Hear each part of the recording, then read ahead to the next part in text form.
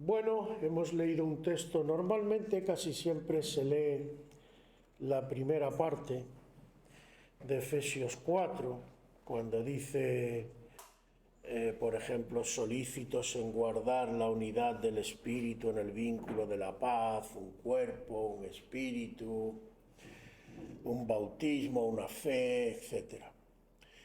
Y aunque este texto, sobre todo si lo tomamos entero, yo creo que habría para un buen seminario con varias conferencias importantes. Incluso yo creo que hasta un curso entero si nos descuidamos de lo que podríamos llamar enseñanza bíblica o teología. Espero con la ayuda del Señor poderme centrar en dos o tres cosas que el Señor ha puesto en mi corazón. He querido coger la segunda parte porque a lo que me quiero referir sobre todo es a esto, pero es bueno que recordéis, es un texto muy conocido, yo creo que todos lo habréis escuchado al menos una vez en la vida, pero seguro que muchos lo han escuchado multitud de veces. Y, y a veces, como tantas otras cosas que leemos en la palabra de Dios, la leemos a la ligera. Y hermano, yo siempre sé que a veces me pongo muy pesado y os digo, nunca leáis la Biblia a la ligera. La Biblia no está hecha ni siquiera para que recordéis versículos como un papagayo. Eso lo puede hacer un loro perfectamente, pero al loro no le va a servir como a ti, porque el Señor nos ha dado su palabra para hablarnos a través de ella y para que nosotros podamos comprender y entender cuál es su voluntad para nuestras vidas. Y empieza diciendo que, bueno, pero no voy a empezar por lo que empieza diciendo. Él dice, bueno, él mismo, y esto tendría que hacernos reflexionar, porque ya de entrada está diciendo que nadie, y escuchadme bien, y sin entrar a juzgar, Dios me libre a nadie, pero nadie se puede constituir a sí mismo, ni puede constituir a otro, ni, ni apóstol, ni profeta, ni evangelista, ni pastor, ni maestro. Porque el único que los constituye es el Señor. Él es el que dice a quién llama, a quién no llama. Esto parece, como digo, a lo mejor una cosa incluso a veces de poca importancia, pero es de una importancia capital, hermano. Y espero que el Señor me ayude a iluminarlo, las dos o tres cosas que sobre todo quiero decir. Vamos a dar un salto al versículo 14. Y en el versículo 14 dice, para que no seamos niños fluctuantes. ¿Sabéis lo que es fluctuar, no? Algo que no está quieto, no está parado, no está en una posición firme, sino que un día va para un lado y otro día va para otro. Llevados por doquiera de todo viento de doctrina, es decir, la doctrina tiene importancia. A veces, hermanos, pensamos que, bueno, y es verdad que cada uno tiene su parecer y tal, pero, hermanos, hay que empezar a hilar fino y a ser claro. Vamos a ver, si dos cosas además que son contradictorias, pongamos por caso, yo qué sé, pongamos por caso que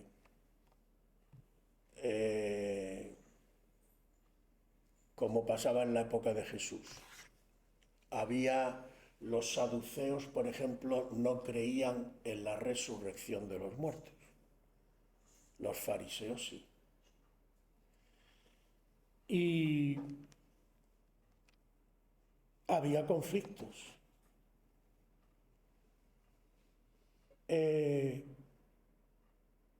Hay una postura hoy en día que aparentemente suena muy bien. Bueno, yo respeto y me mantengo neutral. ¿Fue esto lo que hizo Jesucristo? ¿Qué hizo Jesucristo en esta disputa entre fariseos y saduceos? Él dijo, ¿no habéis leído en las Escrituras? Fijaos cómo además Jesús siempre se refiere a las Escrituras. Lo que está escrito cuando le dijo a Moisés, yo soy el Dios de Abraham, el Dios de Isaac y el Dios de Jacob. Yo no soy Dios de muertos, sino de vivos. Bueno, habría quien podía decir, Jesucristo es parcial, ha tomado parte por un partido. Y alguno podría decir, lo que pasa es que es fariseo. ¿Seguro? Lo voy a dejar de momento ahí, porque esto está al orden del día entre nosotros hoy. Y a veces consideramos que tú tomas partido por alguien porque es ese alguien el que te... Pero vamos a dejarlo de momento ahí. Nos dice que Él mismo constituyó a unos apóstoles, a otros profetas, a otros evangelistas, a otros pastores y maestros. Pero hay otros textos. ¿Os acordáis de uno que dice, en aquel tiempo se levantarán? Sí, pero me refiero al tema de los ministerios. Falsos maestros, falsos profetas. Es decir, van a venir falsos ministerios. Por eso el texto dice, para que ya no seamos niños fluctuantes llevados por doquiera de todo viento de doctrina, por estratagema de hombres que para engañar emplean con astucia las artimañas del error. Yo creo que se entiende bastante bien, ¿no? El apóstol le está haciendo una advertencia a la iglesia y le está diciendo, ojo, que en medio de vosotros se van a infiltrar agentes falsos del enemigo, que se van a hacer pasar por ministerios, pero que no son verdaderos ministerios del Señor. Alguno dirá, y bueno, se pueden hacer varias preguntas, pero esto entonces, ¿cómo lo vamos a enfrentar y tal? ¿O qué opina Dios de esto? Bueno, vamos a descubrir primero que esto no es nada nuevo, además. Porque si nos vamos a Jeremías capítulo 23,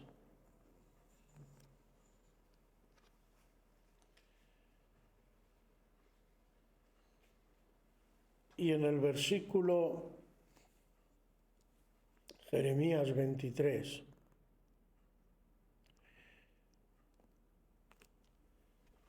vamos a leer desde el 19, aunque el que me interesa sobre todo es el 21 y 22. Pero dice el 19, he aquí que la tempestad del Señor saldrá con furor. La tempestad que está preparada caerá sobre la cabeza de los malos. No se apartará el furor del Señor hasta que lo haya hecho y hasta que haya cumplido los pensamientos de su corazón. En los postreros días lo entenderéis cumplidamente. En los postreros días entenderéis muchas cosas. Dice 21, no envié yo a aquellos profetas, pero ellos corrían. Yo no les hablé, pero ellos profetizaban.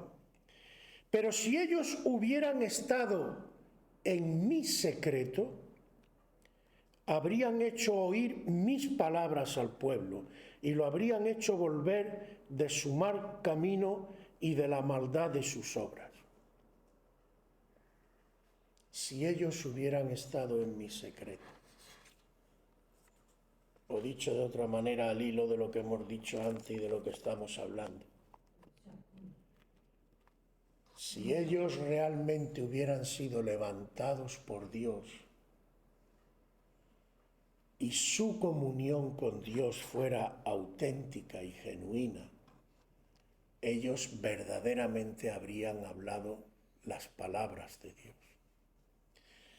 Y hermanos, esto es un tema importantísimo en los tiempos que vivimos, porque si hay algo que caracteriza estos tiempos es la confusión. De hecho, yo ya, no sé vosotros, pero yo escucho tantas cosas hoy en día que parece que cualquier cosa puede ser cristiana ya. Ya cometes adulterio, bueno, Dios me perdona, tampoco tiene tanta importancia, robas, ¿qué más da? Estás en la iglesia, con que cantes y baile y te pongas así los domingos, sobre todo en una postura muy espiritual, ya parece que ya, pues fulanito, fíjate, qué espiritual que parece. Pero esto es así, hermanos. ¿Verdad que no, Farida?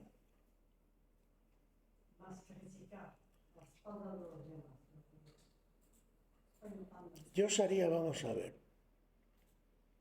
una pregunta. A ver, cada uno, bueno, no todos, pero 2 o 3, a ver qué me responderíais.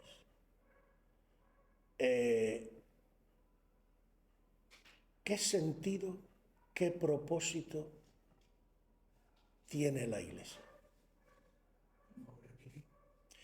¿Qué sentido, qué propósito tiene la Iglesia?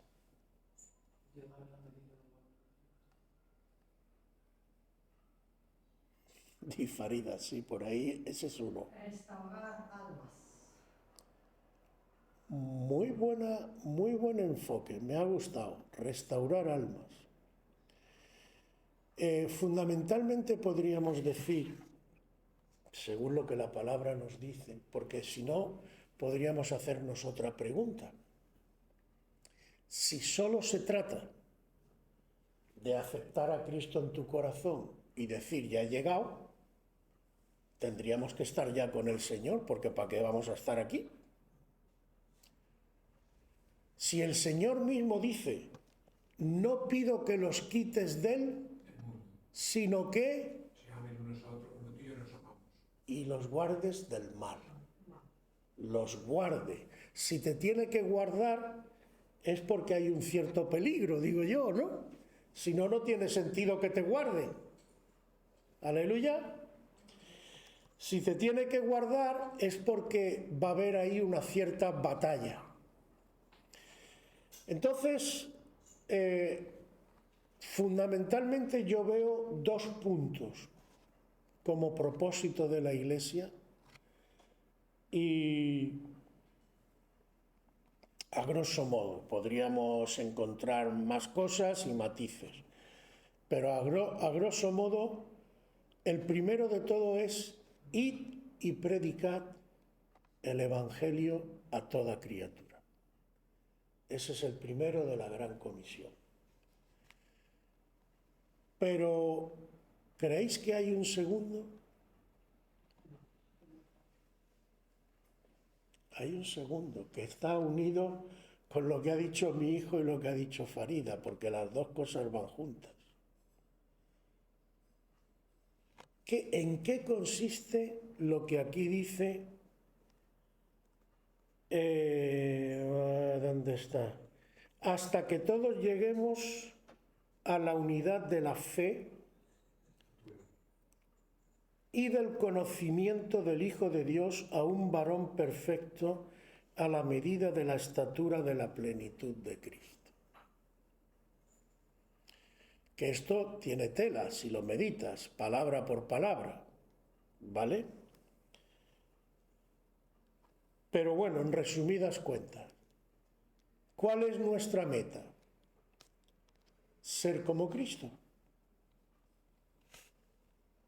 Ahora entraré a matizar algunas cosas, pero yo creo que está claro, llegar a la plenitud de Cristo, ¿vale? Ahora, si yo soy como Cristo, ¿qué hizo Cristo en los días que pisó esta tierra, por ejemplo? ¿Qué? Sí, pero dime, Farida. Sí, pero hizo más. Voy al hilo del segundo punto. El primero ya ha quedado claro que tenemos que predicar. ¿Qué hizo él con las personas? ¿Qué? Lo que dijo Farida, restaurar vidas. ¿Vale? Entonces, la segunda misión de la Iglesia está relacionada con restaurar y hacer crecer. ¿Vale? ¿Cómo se hace esto? Bueno, lo primero es que hay un matiz aquí que es importante, porque dice hasta que todos lleguemos a la unidad de la fe y del conocimiento del Hijo de Dios. No dice hasta que cada uno llegue, sino hasta que todos lleguemos, porque la medida perfecta del varón, el ser como Cristo, no es individual, porque el Señor no nos revela en su palabra que la Iglesia son los cuerpos de Cristo. Y cada uno de vosotros sois un cuerpo al que Dios. No. La Iglesia es singular, el cuerpo de Cristo. Y toda en su conjunto es lo que da la plenitud de Dios. Entonces, nada más que con esto, fijaos una cosa importante. ¿Es posible que un cristiano se perfeccione a solas?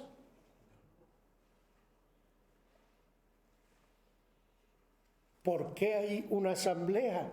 ¿Por qué tenemos que juntarnos y, como dice en un versículo también, no dejéis de reuniros como algunos tienen por costumbre? ¿Por qué es importante que nos juntemos? Porque entre todos nos edificamos.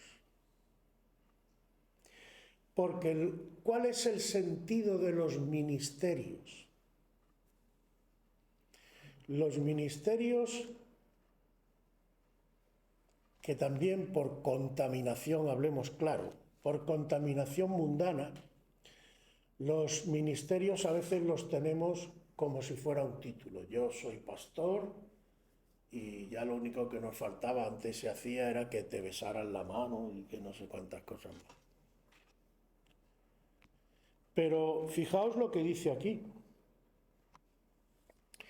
Él mismo constituyó, primero esto, que quede bien claro, el que constituye es Dios. Y si no es Dios el que te constituye, mejor que tú no te metas por tu cuenta, pero allá tú. Unos apóstoles, otros profetas, otros evangelistas, otros pastores y maestros, dice el versículo 12, a fin de perfeccionar a los santos para la obra del ministerio, para la edificación del cuerpo de Cristo. Es decir, el único motivo, la única razón y la única función que tienen los ministerios es edificar a los santos para la obra del ministerio, que en este caso sería para evangelizar y para restaurar vidas y hacer crecer en el Señor. No hay más. Ahora, Dios te da unas herramientas para tu ministerio. Pero ¿qué ocurre? Que como he dicho antes, desgraciadamente, se han colado ministerios, digamos así, por su cuenta, que realmente Dios no los ha llamado. Y de la misma manera que nos advierte Jeremías que había profetas en su época que profetizaron mentiras al pueblo, cosas que no venían realmente de Dios, aunque las presentaban como si Dios se lo hubiera dicho. Y el apóstol Pablo nos advierte a nosotros. Ojo que vendrán falsos cristos, incluso falsos profetas y falsos maestros. Bueno, quizás Dios se ha equivocado, quizás el plan de Dios es malo. No. Ahora, ¿hay un riesgo de ser desviado y de caer? ¿Y por qué está ese riesgo? ¿Cuál es la raíz de ese riesgo? El texto te lo dice. ¿Cómo evito yo que me lleven por todo viento de doctrina? Es decir, que me digan, no, es que esto quiere decir esto, tal y cual, y te lleven por aquí o te lleven por allá y tú te lo crees. Lo primero, antes ha dicho Isaías algo importante. Una de las cosas importantes, yo entendí personalmente con mi propia experiencia, porque Dios, hermano, no habla en vacío nunca. La palabra de Dios, aunque yo no la entienda y aunque haya cosas que yo muchas veces no lo comprenda, yo debo respetarla muy mucho porque seguro que hay una razón que a lo mejor yo no sé. Pero cuando Dios nos hace esta advertencia es porque Él conoce nuestro corazón. Y normalmente, sobre todo la persona que no está convertida, y se ve mucho, por ejemplo, en todo el rollo este político que hay, todo esto, ¿cuál es la reacción de la gente cuando te dicen algo que tú no quieres oír?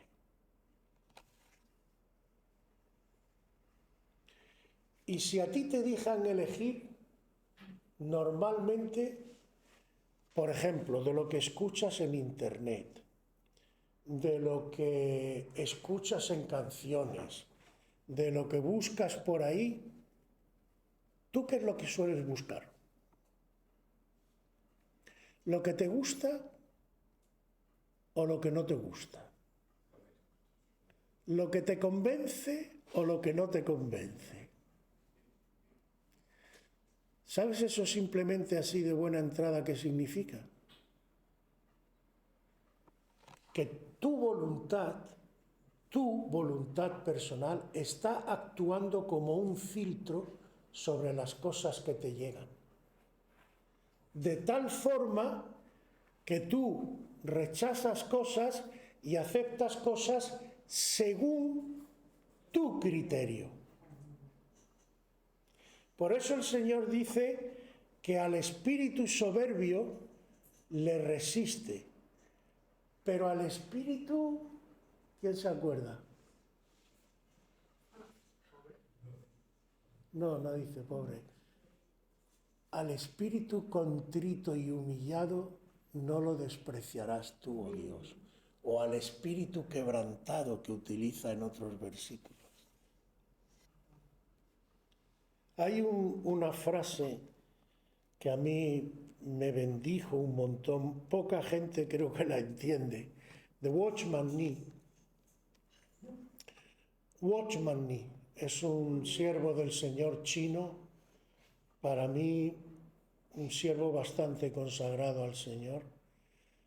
Y él dijo en uno de sus libros, dice una frase que a mí me impactó porque además llevaba poco tiempo en los caminos del Señor.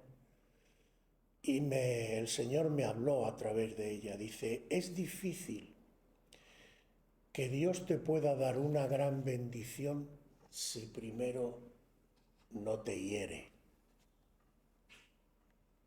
No muchos la entienden, porque la toman humanamente en el sentido de, bueno, eso de que te hiere y tal. Sí, hermanos, si te lees el capítulo 53 de Isaías, que habla del Mesías, descubrirás muchas cosas que la mayoría de la gente no entiende, no puede entender. Es más, hay gente que rechaza el cristianismo porque cuando usas tu mente carnal y no la mente carnal no puede entender los misterios de Dios, sencillamente no pueden aceptar a un Dios hecho hombre y muerto en una cruz. Se rebelan contra ello. No lo pueden aceptar.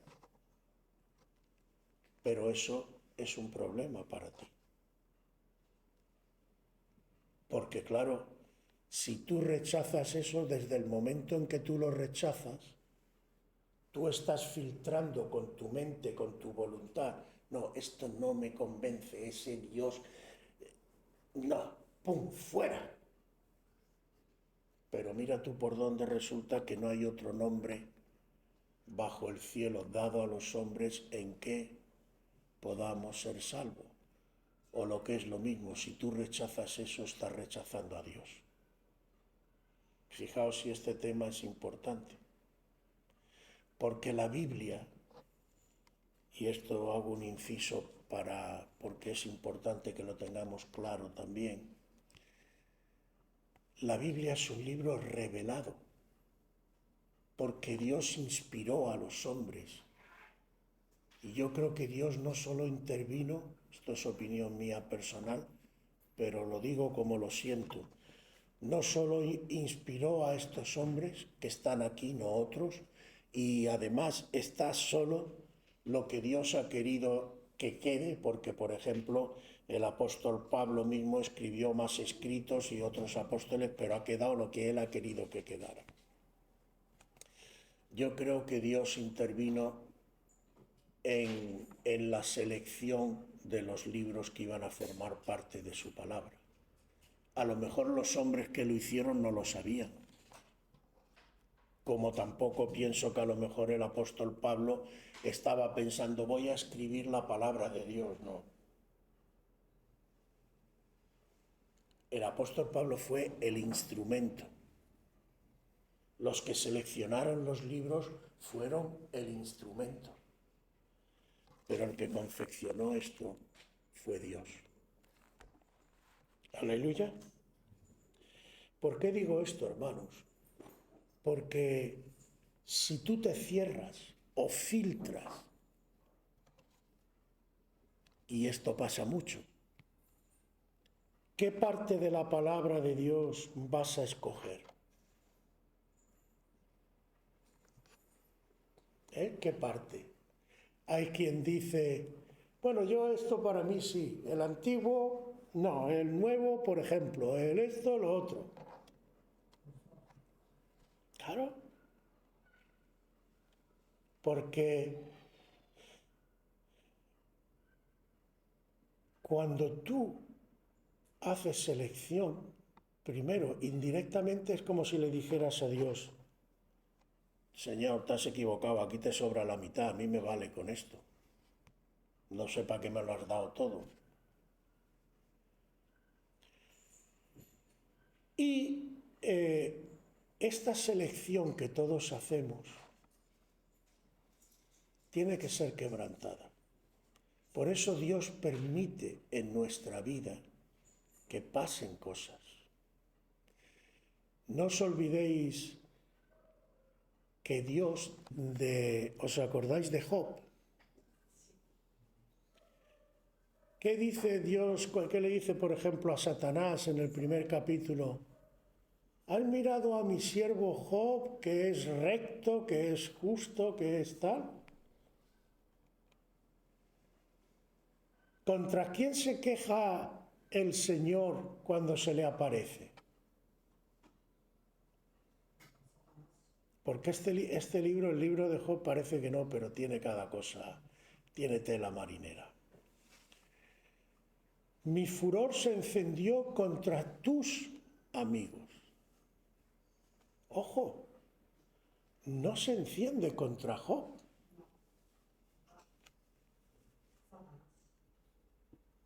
¿Sabéis con qué versículo me habló a mí personalmente, a mi vida? Una vez el Señor también, no llevaba mucho convertido, del libro de Job. Son palabras de Job que según el propio texto están aprobadas por Dios.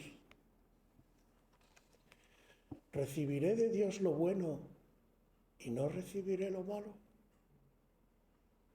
También muchas veces esto se entiende muy mal. Ah, que Dios va a querer algo malo contra ti. No, Dios quiere bendición. Lo que pasa que parte de la bendición es el quebrantamiento. ¿Para qué? Para romper tu voluntad. ¿Para qué? Para que puedas recibir todo lo que Dios tiene para tu vida. Porque si no, tú lo filtras. Y eso es muy malo, porque ahí te pueden engañar. Porque tú vas por unos determinados caminos y tú mismo no estás permitiendo la corrección de Dios. Y vamos al punto final, versículo 15, sino para evitar que te lleven por todo viento de doctrina, tienes que seguir la verdad en amor y crezcamos en todo en aquel que es la cabeza, esto es Cristo. Tienes que seguir la verdad. ¿Qué es la verdad en la Biblia? Lo que es real, lo que es auténtico. Por ejemplo, para que me entiendas por dónde voy, porque esto nos pasa, a mí por lo menos me ha pasado muchas veces. Puede haber algo que tú tienes como una verdad infalible. Yo que sé, ahora mismo no se me ocurre ninguna cosa. Por ejemplo, yo que sé, hoy en día, con todo lo que hay, pues, qué sé yo, tú puedes pensar, por ejemplo, mentir. La gente piensa que mentir eso casi no tiene importancia. Incluso hay quien dice que hay mentiras piadosas. Yo digo, Señor, entonces eso quiere decir, si esto es verdad, que Satanás es piadoso. Porque Satanás es el padre de la mentira. Algo no cuadra. La primera pregunta que te tienes que hacer es, ¿cuánto tú amas la verdad? ¿Tú quieres verdad en tu vida? ¿Cuánto ¿qué precio estás dispuesto a pagar por la verdad? ¿Sabéis qué le dice Jesús a Pilato cuando lo tiene delante? ¿Eres tú rey? Tú lo dices. Yo he venido a dar testimonio. Es más, lo vamos a... ¿Por qué no a ver si lo encontramos el texto? Porque está en Juan, creo. La gente, incluso he visto textos que están cambiados y lo traducen con una preposición que no es la correcta. Dice, sí, Juan capítulo 18, Evangelio de Juan, capítulo 18, vamos a leer el 37. Fijaos lo que dice. Le dijo entonces Pilato, luego, ¿eres tú rey? Respondió Jesús, tú dices que yo soy rey. Yo para esto he nacido y para esto he venido al mundo, para dar testimonio a, no de. No dice para dar testimonio de la verdad, dice para dar testimonio a la verdad. Y aclara, es decir, te explica por qué dice a la verdad. Porque a quien él le va a dar testimonio es a todo aquel que es la verdad, que es de la verdad, porque ese oye mi voz. ¿Entendéis la diferencia?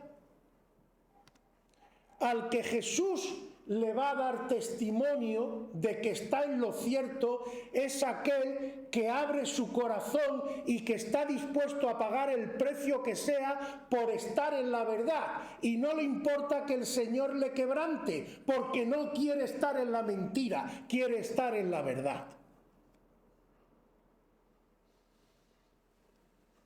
Porque la verdad a veces te puede herir. Porque muchas veces nosotros, por nuestra contaminación pecaminosa, creemos como verdades cosas que son mentiras. Y Dios, como lo decimos en mi tierra, y en toda España yo creo, nos tiene que hacer caer del burro. Pero claro, caerte del burro puede hacer que tu culito sufra un moratón. Y tú estás más preocupado por el moratón que por haberte caído del burro. Entonces,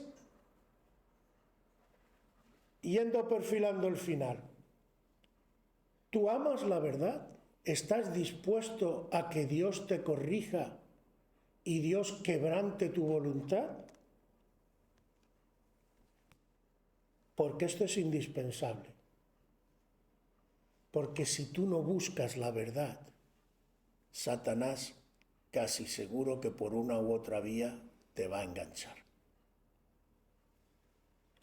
Pero si tú buscas la verdad, tú buscarás la realidad.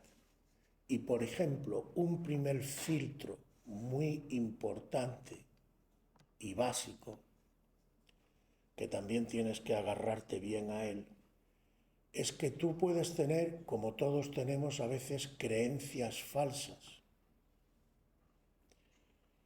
Pero sea lo que creas, ¿qué vas a hacer si los hechos te demuestran que tu creencia no se corresponde con la realidad?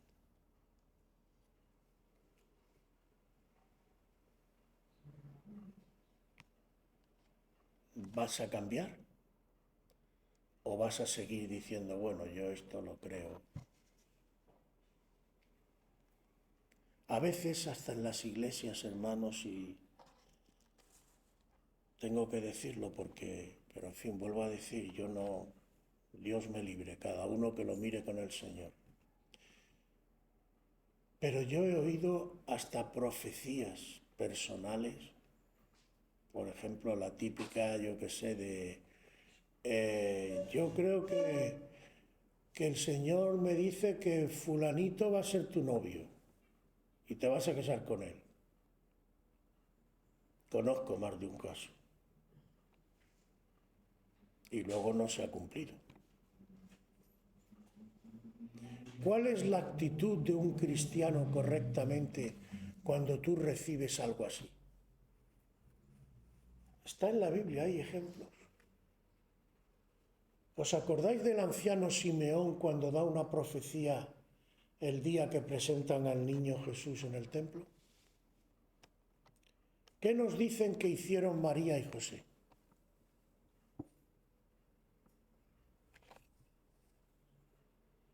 Guardaba estas cosas en... Esto es lo que hay que hacer. Cuando tú tienes algo así, lo que hay que hacer siempre es tenerlo ahí y esperar en el Señor y orar, estar en el secreto del Señor. El secreto del Señor es importantísimo. Bueno, para un siervo de Dios es tan importante que aquel que vaya a servir en el área que sea, si no tiene secreto con el Señor, es decir, si no tiene intimidad, si no tiene oración personal con Él y busca a solas a Él, ese ministerio no va a funcionar. Pero yo creo que esto es general para todo. Porque el rey David, no sé en qué salmo, no sé si eso es en el 50 y tanto o en el 37, dice una frase que dice: tan torpe era yo que no entendía hasta que entré en el santuario, en el lugar santo. Es decir, el rey David te está diciendo: hay cosas que no las vas a entender hasta que no entres en una oración seria, profunda, íntima con Dios. Ahí Él te va a revelar. Entonces, Dios no nos ha dejado sin herramientas, pero Dios quiere que pasemos por este camino y entendamos los peligros para que tomemos la actitud adecuada. Porque, como he dicho antes, todos somos el cuerpo de Cristo. Y finalmente termino diciendo el versículo 16. De quien todo el cuerpo, bien concertado y unido entre sí por todas las coyunturas que se ayudan mutuamente,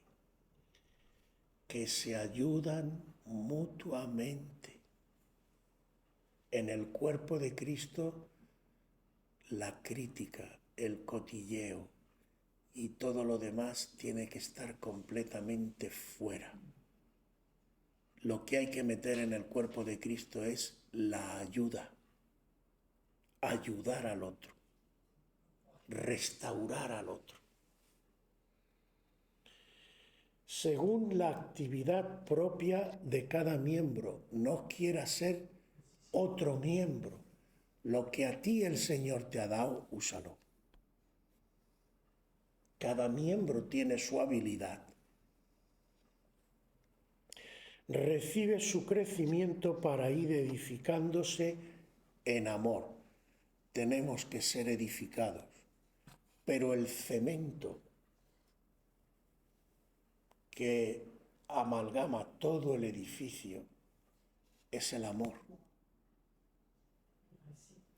Si no está el amor, podrás tener columnas, podrás tener paredes con los ladrillos sueltos, podrás tener la forma, pero no va a resistir, no va a ser consistente, porque le falta lo esencial. Entonces, lo que nos tiene que mover y unir al otro Es el amor. El amor de Dios, evidentemente. No el amor humano que dura 3 días. Pero el amor de Dios es la razón de todas las cosas. Es más, todo lo demás es que se cae. ¿Qué le pregunta el Señor a uno, si os acordáis, cuando dice, ¿cuál es digamos, el versículo o el mandamiento clave?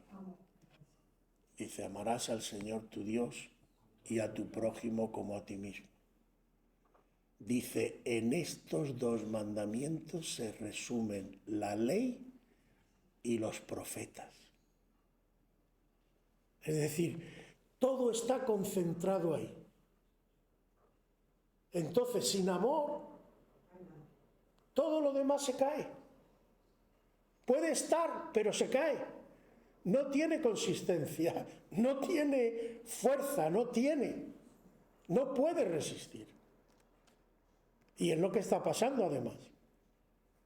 ¿Por qué está habiendo muchas sacudidas en las iglesias? ¿Por qué la sociedad está convulsionada? ¿Por qué la iglesia está dejando de ser sal? Porque le está faltando lo esencial.